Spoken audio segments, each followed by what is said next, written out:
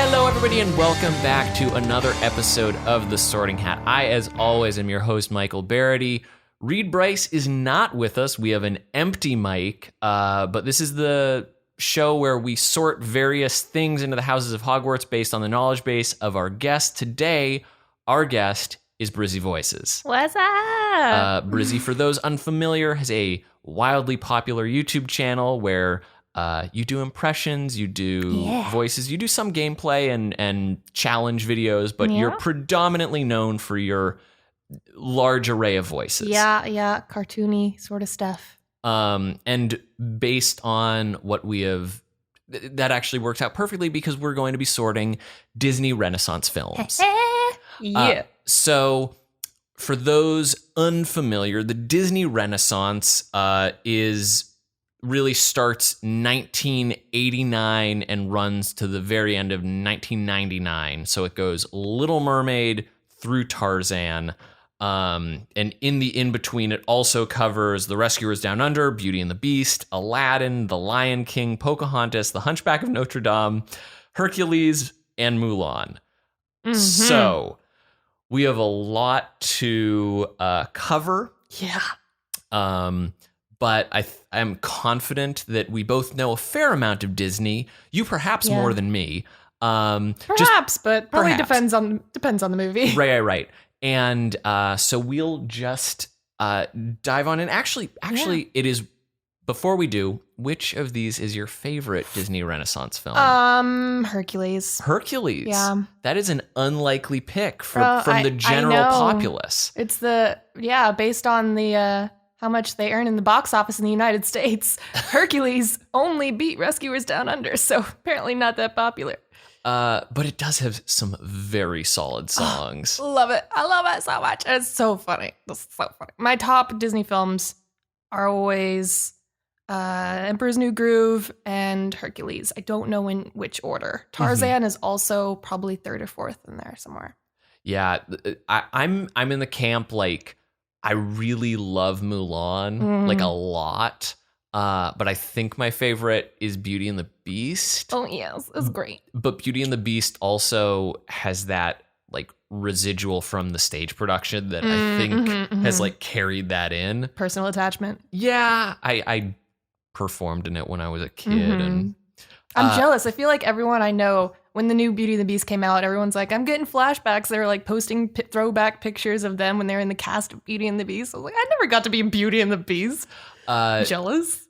I did not see the most recent film. Oh, how? But you love it so much. I do. You were in it. How could you not? I heard that it was like ho-hum as far as its delivery. And I was like, if I'm going to throw down as much money as Los Angeles charges for movies, it'll be for something that I know is going to like knock my socks off. That said, also worth noting, we are both Ravenclaws as far as our sorting goes. So so this is going to be a not very dynamic podcast. No, there's like a pretty staunch bias that will be in play. I apologize in advance. Reed had an emergency that they couldn't get out of. So we're hoping that all is well with what Reed is that the hand that life has dealt them. And we hope we don't offend anyone listening, because these are, by and large, the most popular Disney films of all time. So I know a lot of these are probably near and dear to your heart if you're listening to this. But take ownership of whichever house they wind up in. So first off, I think going chronologically makes the most sense. We've got The Little Mermaid, which from a historical standpoint, being the one that sort of kicked off the Renaissance, because we can look at it within the historical context. Yeah. There's the part of me that immediately is thinking like, oh, it like redefined a new direction for Disney. It really put them back on the map. That would make them they were struggling. Kind of a Gryffindor. Absolutely. But within perhaps the confines of like the lesson learned and the character's arc, it might actually be a Slytherin. Because Ariel's super self-centered. Granted, that's like kind of a theme for a lot of characters in like Because like Simba's like, I just can't wait to be king. Like I'm the born heir of Pride Rock, and even Aladdin is like super shitty. Oh yeah, we'll get there. But what I've just gabbed for a lot. What are your thoughts on? See, that only solidifies my original idea that Little Mermaid is Gryffindor, and I'm just doing it based off of all of the actions and largely off of Ariel and how just do it. It's so much about just doing it. Like, sign the contract. Don't read it. Don't worry about that. Kiss the girl. You haven't really spoken to each other, but kiss the girl. It's very jumping in. Yeah, it's a very look thinking. Before you leave. Yeah.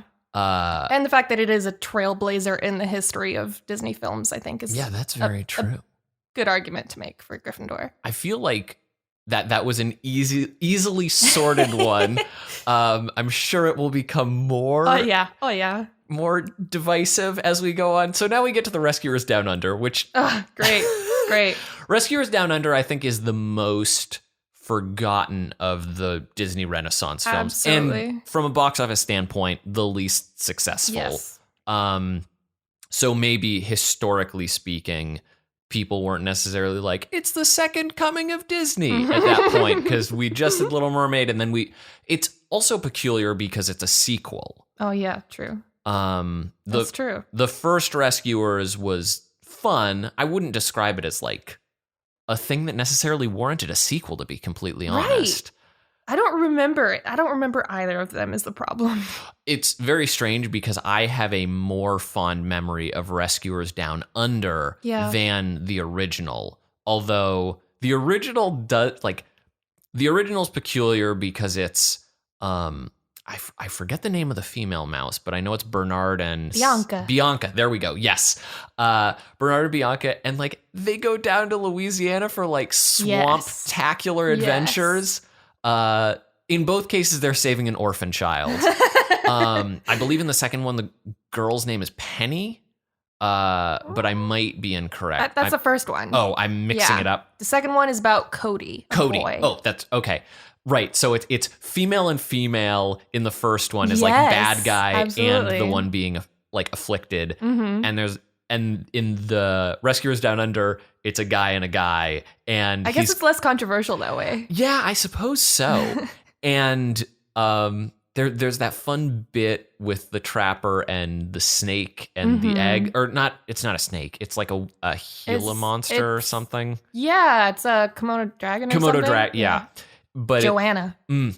Joanna's super fun throughout the whole thing. And they always need like some sort of animal that they can also combat. But he's a poacher and he's really bad. And I'm rambling. Do you have an idea? There's the part of me that wants to label it a Slytherin from like a business standpoint. Oh, business. Yeah. Because obviously you're like, so funny. You're trying to franchise it. Yeah. So you're like, oh, the Rescuers are they're gonna be back, and everybody loves it. And then they stop trying to make fetch happen. And then they saw that the Rescuers weren't taking from their box office returns, which like still by a large margin is like pretty good, but then they were like, no, we're killing it now. But I forget, like, I mean, I suppose there's also, well, where are you? Okay, well, this is hilarious how you started off saying Little Mermaid, business-wise, very Gryffindor, and now you're saying Rescuers Down Under, business-wise, very Slytherin, and I'm in the same boat I was for Little Mermaid, just plot-wise and character choices-wise, I feel it's very Slytherin. At least that's the best I've got. I see definitely a lot of Gryffindor, go and save the kid sort of qualities, and Hufflepuff, being very caring, but I feel like there are a lot of character choices that are very cunning and sneaky, and Slytherins, I love you, but you're cunning, and it's just smart if you can trick someone, and for instance, I don't remember this movie, but McLeach? Is that his name? Okay. Percival McLeach. Percival C. McLeach, I believe. Yeah. So in the beginning, he throws the backpack to the crocodiles that makes it look like Cody was eaten by crocodiles. That's just sneaky and smart. Right. And then he tricks Cody into thinking the eagle was killed so that he'll lead him to the eggs. Also, just sneaky and smart, cunning. But that is just like, I mean, the enemy is always going to be like the worst person. But also the mice replace the eggs with fake eggs, stone eggs, to trick McLeach and Joanna, and then Joanna ends up like eating the stone eggs, and then later Bernard tricks Joanna into crashing into McLeach, so they both fall into the water, and then the crocodiles go after them instead of Cody. It's just very tricksy on both sides. But the whole reason that they're doing it is because McLeach is a poacher, and they're trying to protect eagles. Like, this is true. At the end of the day, like, there's an argument that could be made for it to be a Hufflepuff because of its like large overarching nature message. Yes. That it's we don't necessarily need to land definitively on something, but I feel a Hufflepuff or a Slytherin is... Yeah, that is true. Bernard and Bianca are doing this. They don't have any connection to Cody or the Eagle. So it's usually very Slytherin to go all out to protect someone that you have a reason to protect. You have some attachment to them, some loyalty to them. But I guess they are more so Gryffindor, Dorley. Right, like they themselves are acting as good Gryffindors. The McLeach is obviously a Slytherin, but the like larger message is a Hufflepuff. The business practices are Slytherin. There's no Ravenclaw. I think we can definitively say it's like in no way is it a Ravenclaw, unless I'm very curious if you think that any of these coming up are Ravenclaws, but I still want to say Slytherin just because your business model, and then but I definitely see the argument for, I think if it were not Slytherin, it would be Gryffindor. Oh, Gryffindor. I'm saying Hufflepuff if not Slytherin. Okay. You're just like, fine. But we can move on. Let us know, tweet at us which way, because I feel like this one, well, there might be others, but like, let us know of the way we've sorted on Twitter, just like which one you agree with or disagree with. We appreciate your feedback. Yeah. It's tough though. I feel like if we go by themes, the theme of almost any Disney movie is probably Hufflepuff. Hufflepuff or Gryffindor. Yes. Yeah. Right? Because like usually it's like the lesson. Be it's true like, to yourself. Do good. Yeah. Yeah. Let's move on. All right. We have Beauty and the Beast now. Beauty and the Beast. Tale as old as time. Tale as old as time. From this one feels like as tried and true Gryffindor as I think you can get. Interesting. Whoa, where are you coming at this from? Well, I mean, for one thing, I'm trying to avoid doing Hufflepuff and Gryffindor for everything. So I am, putting in some bias where I'm not as honestly sorting, I guess. I want to make interesting choices. So I want to argue Ravenclaw. Okay, let's hear this.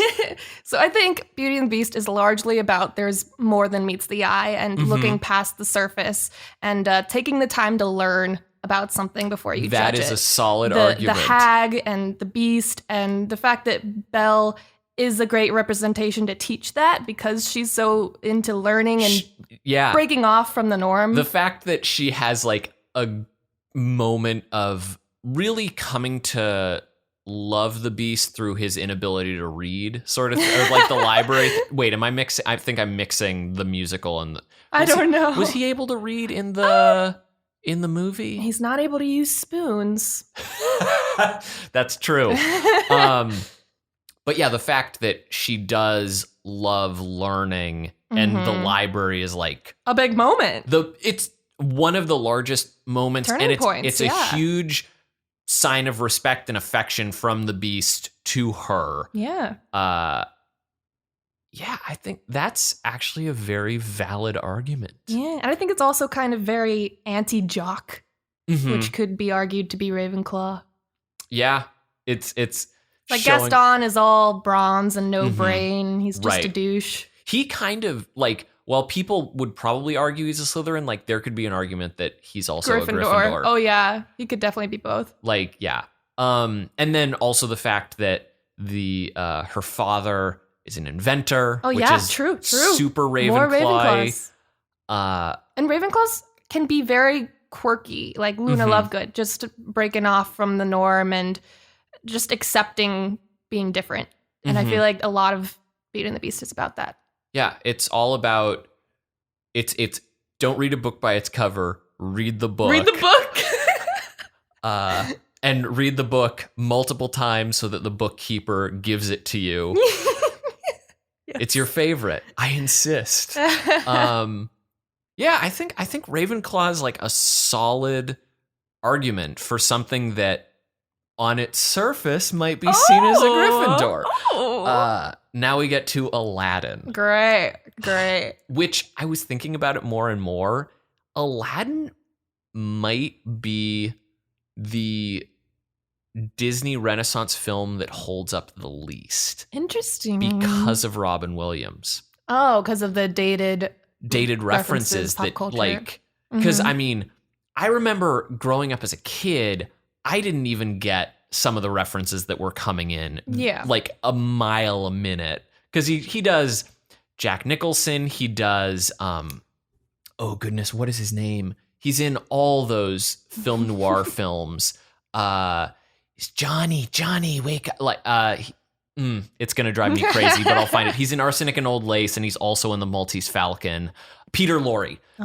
Like he does a Peter Lorre impression, which is already super dated in and of itself. Yeah. Like he's like, let's go with a 1940s character actor. Like that's the guy I'm gonna reference. Robin Williams was like, I'm really good at this one, guys. Just let me have it. I mean, it's never going to happen, but there's so much tape that they have from those Aladdin sessions that I would love to hear. They just let him go. Yeah. They just let him go in the room. Like Robin Williams was like that. Like he's definitely the biggest bummer death that happened. I remember when it happened, I watched, oh gosh, what's the name of the movie? It's the one with him and Robert De Niro. And they're in Awakenings. Oh, I don't even know it. Which is like a dramatic role for him, and then Jumanji back to back. This is a good point counterpoint. But sorry, off topic. Aladdin. I do that. Aladdin.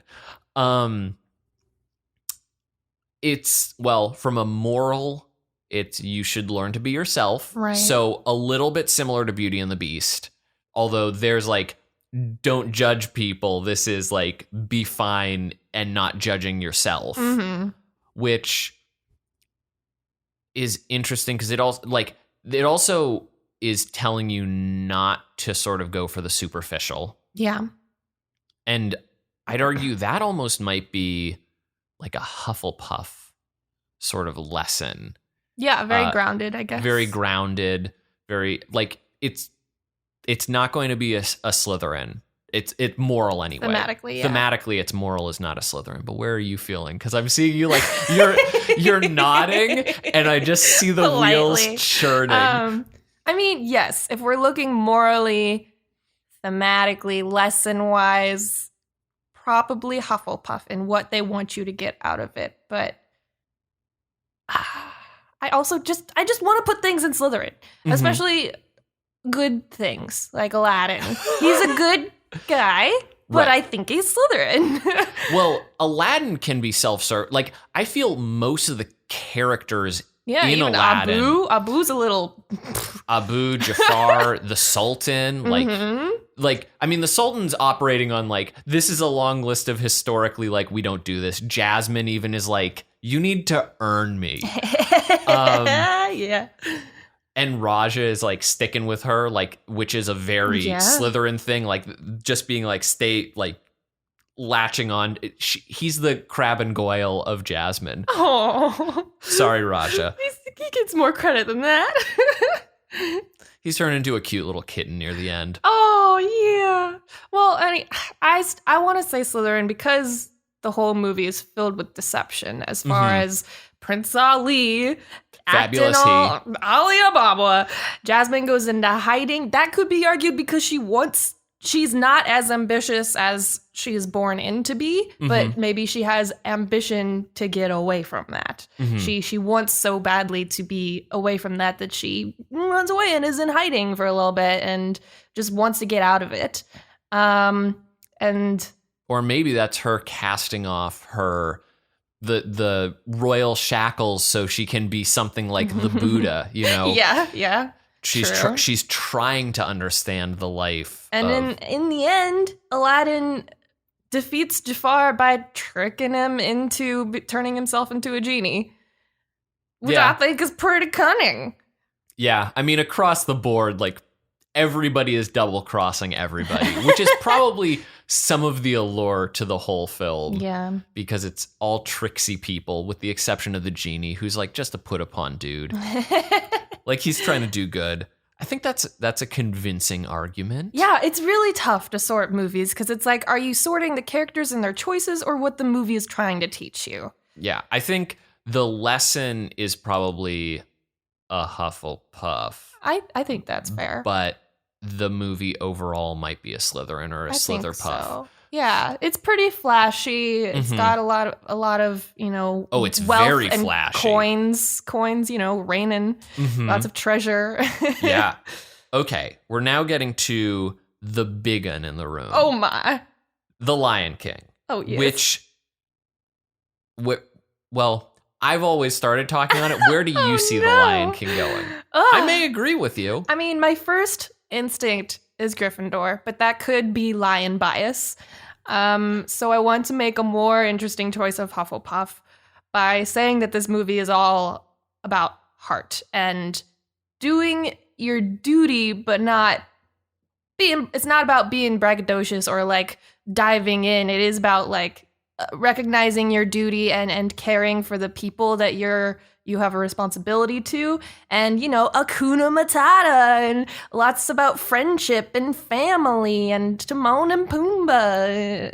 Lots of comedy. And you literally stole half of my argument, because I was also thinking it's kind of a Hufflepuff. Like, it's very funny because we're both approaching this from like, all right, here's where I think it is, and now here's me trying to throw a wrench in and play devil's advocate. I want to do something else. Right. Well, we're definitely going to have you back on as like a guest co-host if ever Reed is unavailable again, because you're playing the game that I play frequently. Isn't that not what you want though from a podcast? Is us like on the same page? And then the audience just being like, no. I don't know, but all of this conversation is staying in. But I love it. I do feel that, like, yeah, the larger thing is you need to be fair. You need to rise up and do it for family, because he needs to rise to the occasion and be brave, despite the fact that he's kind of afraid. Yeah, he doesn't want to do it. He runs away. And Hufflepuffs are non-confrontational individuals who, when push comes to shove, like, they'll be like, enough! And then sort of step in. Obviously, it does have a Gryffindor-like quality where there's some abandonment that happens that sort of is like, you were kind of selfish doing that, which is like, right. That's as Gryffindor as you can get for like Simba's actions.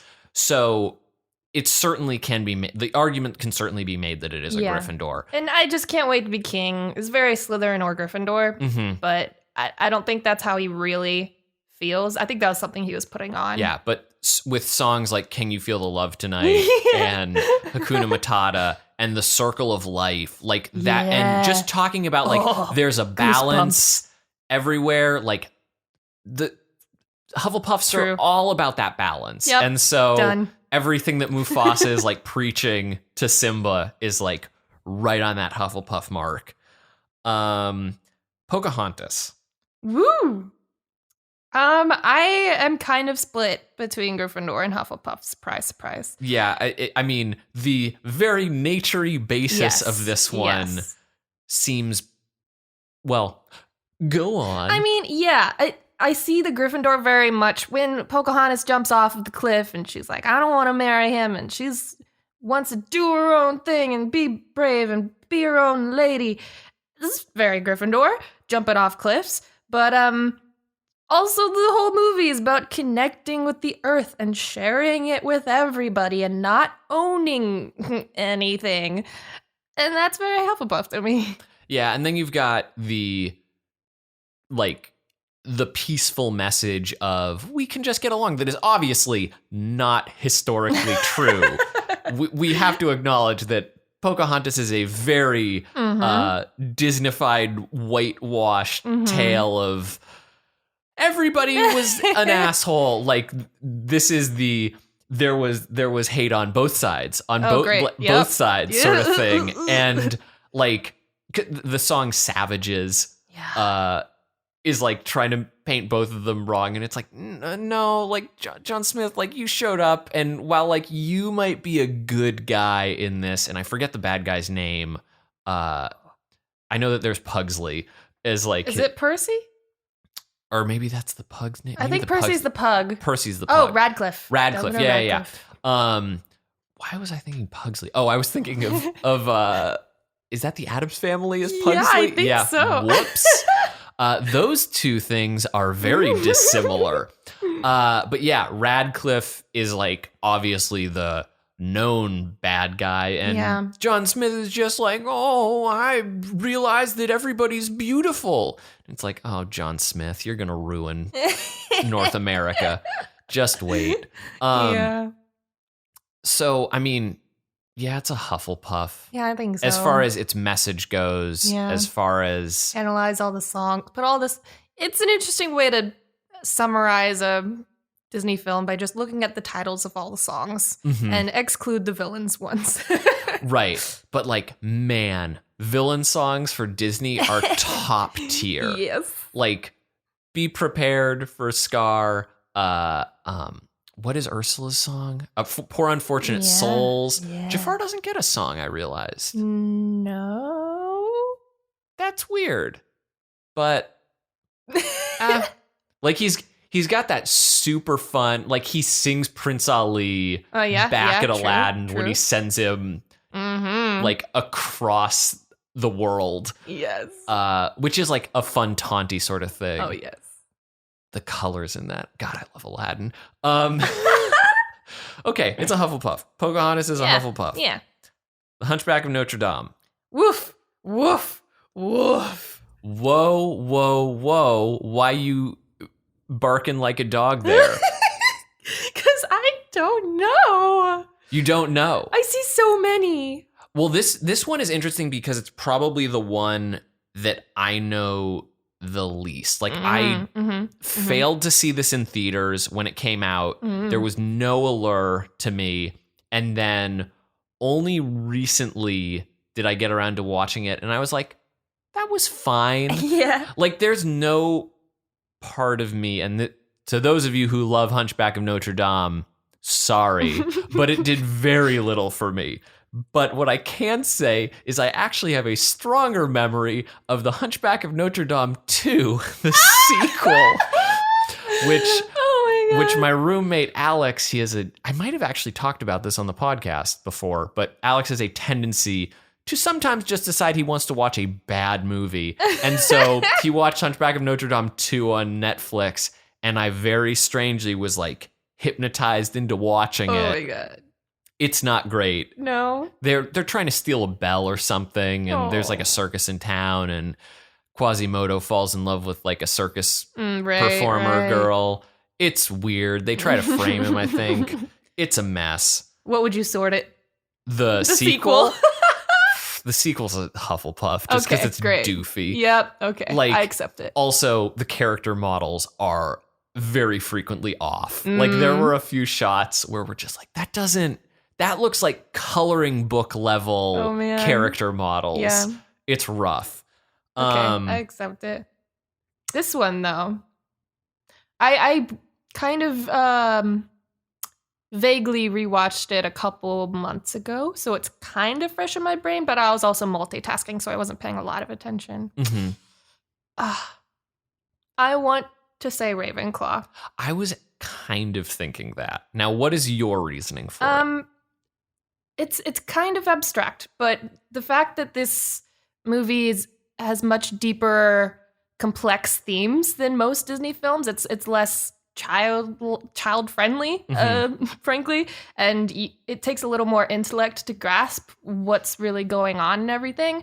And really looks at themes of sin and racism, damnation, religious fanaticism. Like, these are complex, big things for a kids movie. Yeah, it's a social stratification examination. It's the deconstruction of deconstruction. That's like so human Ravenclaw. psyche, which is very.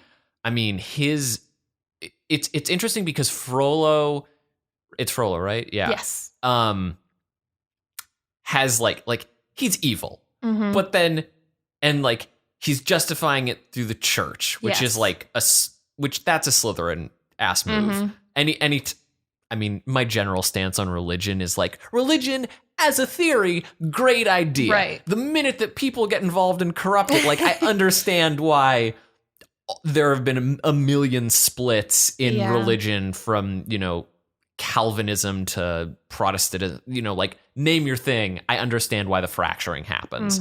But it's so interesting that he's like the best worst example of like a self-loathing religious fanatic, because I mean his whole song is like how he's like lusting after Esmeralda, but he recognizes that it's quote not okay, right? Which in and of itself is actually a very Ravenclaw thing, because he's psychoanalyzing himself. Like, I feel most Ravenclaws are fairly self-aware, sometimes to their own detriment. And Quasimodo even is a character who is holding himself back more than anything. Like, it takes Esmeralda and others to sort of push him through, but it's a Ravenclaw-like quality for someone to be like, no, somebody else said that they're handling it, and like they've said this, and I'm going to.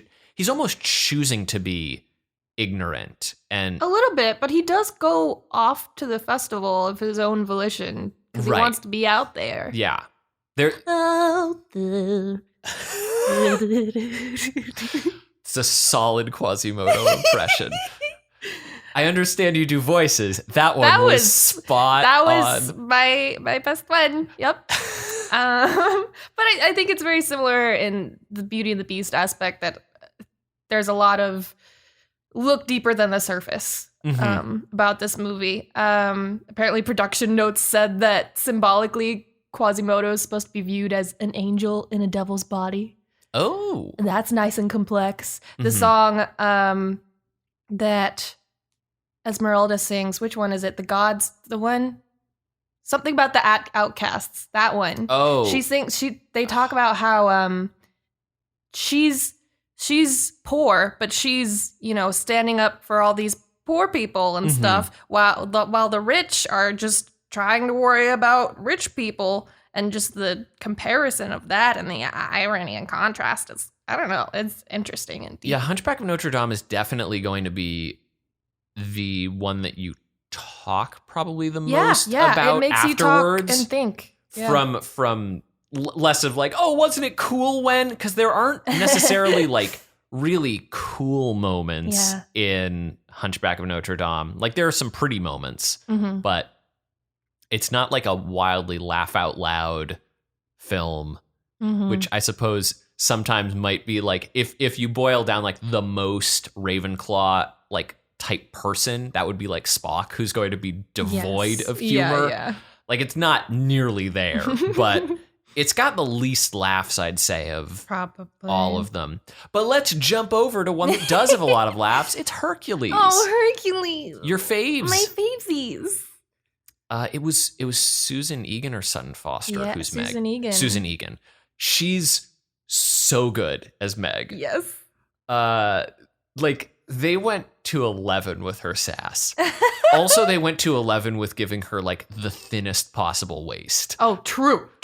Like, that's true. Don't try to cosplay her, guys. That's like a losing battle. Oh, yeah, rough. I really do love Hercules. It's so fun and punchy. Yeah. I mean, I feel like it's a Gryffindor. Yeah. This was probably some of the least notes that I took on any of them was Hercules. It's Gryffindor. It's what it means to be a hero, a true hero, a Gryffindor. Always got to be a hero. Yeah. Obviously, this is again, Disneyfied Right. like the mythology because the 12 Trials of Hercules is the result of Hera sending him into like a blinding rage and killing his family, and we don't see any of that. Nope. I don't think Hera's even in this movie. She is. She's pink and sparkly. Oh, for like a moment. Yeah. Yeah, at She's the with very Zeus. beginning. At the very beginning, but like she doesn't do much. She doesn't, other than, birth Hercules and care about him in the beginning, she doesn't have an action that changes anything to my Right. knowledge. And even Zeus like doesn't do much other than be like pep talk, yeah. Yeah, he pep talks him and then is surprised that Hades shows up at the end and is trying to seize Olympus. I mean, I guess he kind of commands the gods when he sends like Hephaestus to like throw Right. lightning and such. Yeah, but this is a true ass hero's journey. I think so. I Can Go the Distance is a solid song. Yeah. I can do it, coach, put me in. Oh man. Now I'm just thinking of like all. Also, I love the visual style of this one. Like this one was where they started like really getting into swirls. Yeah. Because like also Mulan has like swirls as like a weird stylistic motif, and then Tarzan also with like some of the character designs. They just elbows and stuff. elbows and belts are just they all have swirls, and in Mulan it's like smoke puffs that are all just twirly and swirly and wonderful. Now we're into Mulan, which has. I mean, swirly movies are just Gryffindors. It's just all it is. So you're saying both Mulan and Tarzan are Gryffindors? Okay. Actually, no. No? But Mulan, yes. Mulan is, well, there could be the argument that Mulan might be a Hufflepuff. It's possible. Because she's doing it for family, first of all. Like, dad can't fight, so she has to rise up. It's not something like that she wants, but she has to do it, which also an argument for Gryffindor. I'll play this game all the time. But then she's also doing it for like the betterment of all of China, which is a very, you could even argue that that's sort of Slytherin. In that it's like... There are some Slytherin arguments to be had. Hit us with more. The fact that she disguises herself in order to do what she thinks she needs to do. I don't think she's a Slytherin in the end. I think she's Gryffindor. No, she's not a Slytherin, but some of her actions there's some argument to be And had. also Mushu throughout is like pretty crafty. One of my favorite bits is when... I'm so bad with all these characters' names, but the helper to the emperor who's like following the army. Oh, yeah, skinny guy. Yeah. But he is then approached by Mushu dressed as a messenger riding a panda, which is like one of my favorite bits. Because then when he's handed the note from Mushu, who's like, and the cricket's also working the eyebrows on the guy, or the mouth, I think. But after he like hands the note to the emperor's like side guy, and as he's just reading the note, the panda walks up into the tree with the person just like limply falling backwards. It's one of my favorite sight gags that they do in the whole thing.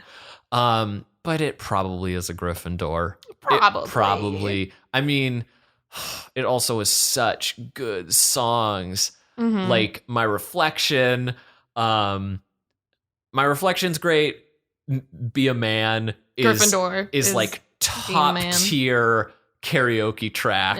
Yes. I'm blanking on some of. Are there? Right? There aren't that many songs. There's the song at the very start about the matchmaker. That I'm. It da da da da da da da da da da da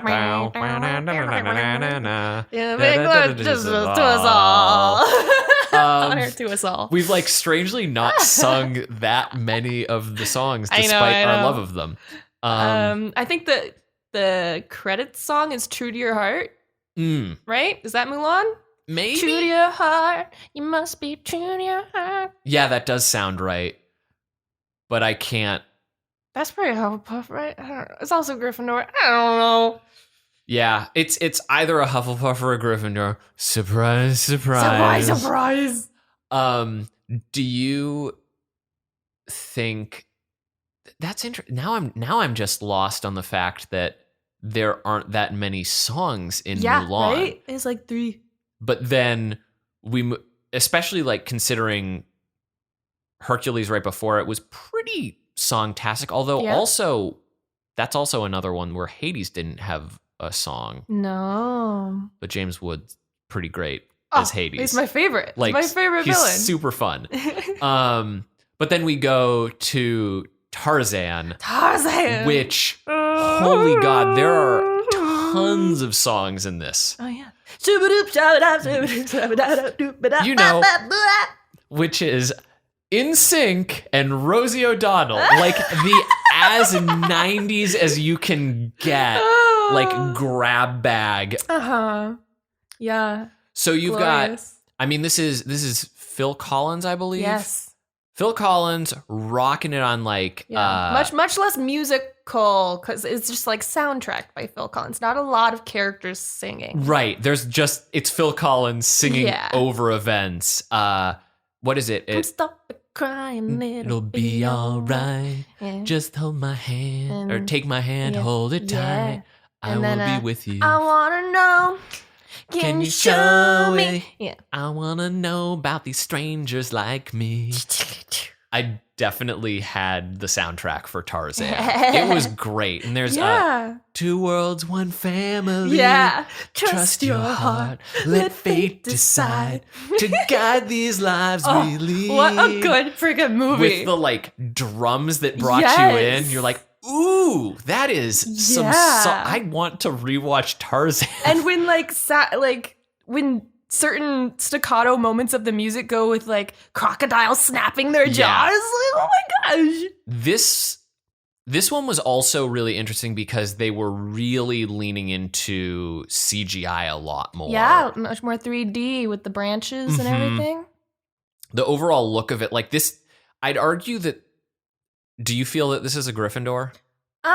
I see arguments for 3 different houses. It's not Slytherin though, right? It's not Slytherin. Right, that's what I thought. It's now. What's your Ravenclaw argument? My Ravenclaw argument is really just that Jane and her dad are researchers and they're trying to understand the world. And I want to know, and Tarzan wants to know, and just a lot about trying to learn from things. like a sociology or standpoint. But I don't think that's the overall house. Right. And then the Hufflepuff argument for like its nature component, and then it's Gryffindor for and like sharing and being connected. And then Gryffindor for just like he's joining the 2 together. He's like the bridge. He's gonna make it all cool between the gorillas and the humans. Yeah, and he's fighting a jaguar, and oh my god. Oh yeah, he does fight a jaguar. I forgot about and that happens early too. That's like one of his first adult scenes. That sounds weird, but scenes as an adult. Yeah. An adult scene between Tarzan and a jaguar is a little bit different. No. The internet had just showed up in that adult scene. Also, as far as like 90s go, I really do like that they decided to like go full tilt with a few little nods, like having In Sync in there and having Rosie O'Donnell as a voice, but also having Tarzan like skates down trees. Like he's surfs down. He's got like those soaps on and like his feet are totally fine as he slides down. It's also got one of the more brutal deaths as far as characters it's so grisly. Because like every other character is like, oh, they fall to their doom. You don't see impact. It's like, what is it? Shang Tsung in Mulan is a fall. I forget his name, but the bad guy in Mulan, the Mongol, falls to his death. Beauty and the Beast, Gaston falls to his death. Frollo falls to his death. But also into fire, right? So that's a little more grisly because you imagine a little more, but you don't see it at all. Right, you don't see the impact. Scar falls to his death, or is he's eaten alive by hyenas. He's eaten alive by hyenas. That's probably the most. You see a little bit of shadow in that one. That's like the most grisly up until Tarzan. Yes. Tarzan is this guy is hung and he's like struggling, and they let you see Yeah. way more than you should. see the silhouette Yeah. at the moment that the vine tightens. Yeah. The ow, Yeah. like dang. Yeah, you get that, like, oh no, he's not, there's no, Yeah. he's dead. He could have just fallen from the really high tree and we would have gotten the idea. Right. But yeah, Tarzan. Also, in the beginning, this baby dies, the parents die. There's this baby monkey that is killed by the jaguar. Yeah. And you're like, dang, they killed that cute monkey. Yeah. I mean, they have to set that up, though. So And Tarzan that's beating when- the jaguar later is, Mhm. it's probably And that's why not the same jaguar. Kala's his mom, right? That's why Kala finds him and adopts him because she doesn't have a baby anymore. And his parents are killed. You see his parents' bodies, Yeah. like their feet after they're killed by the jaguar. It's more, the more you're talking about it, the more I feel like it's a Hufflepuff. Because like the family component is really stressed, It is. especially with the gorillas and like them taking him in and then him protecting them. And accepting outsiders. Like Kerjak is so against this idea of any humans or Tarzan because he's different from them. But eventually, he learns to accept him and be proud of him, and then he dies. Yeah, as long as he gets that arc, and then it's over for him. Yeah. But yeah, I mean, it's a Gryffindor or a Hufflepuff. It probably is less of a Ravenclaw. Yeah. Oh dear. But we've somewhat sorted all of them. We did. I mean, yeah, I feel like in the case of most of these, with really like the outliers being Aladdin and Hunchback, everything is largely falling into a Hufflepuff or Gryffindor camp. Beauty and the Beast, yeah. Yeah. And Beauty and the Beast as a Ravenclaw. But with all of that said, I would love to thank you, Brizzy, for joining us on this episode of The Sorting Hat. Where can we find more of you on the internet? Oh, anywhere you feel like looking up Brizzy Voices, you'll find me. Mainly YouTube, Twitter, Instagram. Brizzy Voices, BRIZZY. And voices the way you spell voices. Voices, VUYZEC. That's not it. But if you search that, claim that Twitter like yes. right. That would be your like evil persona. Who's it's just an inverted picture of you. You can follow me at Belated Media. You can follow Reed Brice, who was not here, but you should follow them. Spirit. At That Dang Dingus on Twitter. We also would love for you to leave us a review on Apple Podcast or Google Play, wherever you listen to podcasts. And you can also just reach out to us on Twitter at sortinghat_pod, because it was too many letters to fill out podcast. So that was the concession we made. But yeah, thank you all for joining us to this Disney fueled. Hope we didn't offend anything. Slytherins, I love you. Trust me, I recognize that you're not all evil. I recognize that Disney films are pretty black and white pretty often. So it's tough, but do recognize that I don't think you're all evil. Yeah, you're not all evil. We love you. We love you. Bye. Bye.